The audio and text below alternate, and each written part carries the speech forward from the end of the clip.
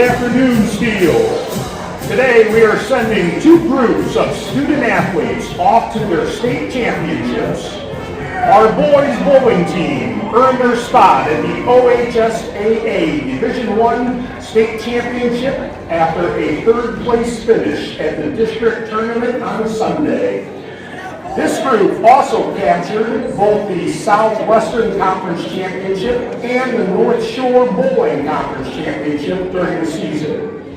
The team will compete tomorrow at HP Lanes in Columbus, with competition starting at 10:45 a.m. Our indoor track and field state qualifiers earned their opportunity by recording one of the top 30 performances in Ohio in their respective events during the indoor track and field season.